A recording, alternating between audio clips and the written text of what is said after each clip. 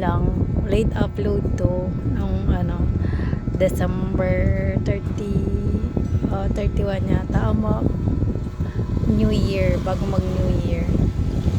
Nilabas ko sila.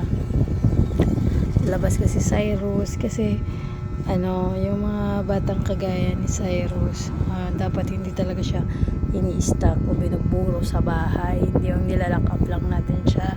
Dapat talaga yung mga kagaya ng mga batang may special needs, dapat nilalabas din siya, tapos pinapasyal, nira-rides, ganyan, kasi para kahit papano hindi siya yung parang nakastuck lang dyan sa isang sulok.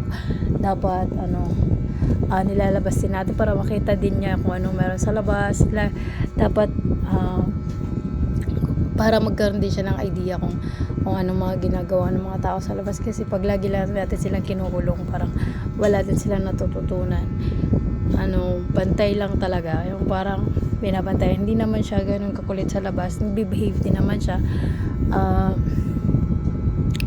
Nakakaano lang din siguro pag halimbawa ibang tao magdadala sa kanya sa labas, parang hindi ako kampante, kasi yung parang ang laki-laki niya ng tao, tapos baka biglang mag-tantrums, ganyan. Mayroon pa din siya mga tantrums minsan, pero hindi nakagaya nung dati. Ngayon mas nakokontrol niya na isang saway lang sa kanya na na siya nakikinig kahit papano. Ayan, tuwang-tuwa siya dyan.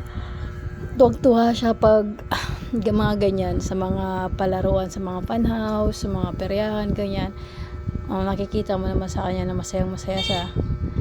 Tuwang-tuwa siya pag sumasakay sa mga rides. Kaya ayan, waiting sila dyan para makasakay. Kaya masaya din ako kahit papano, kasi nag-guide siya.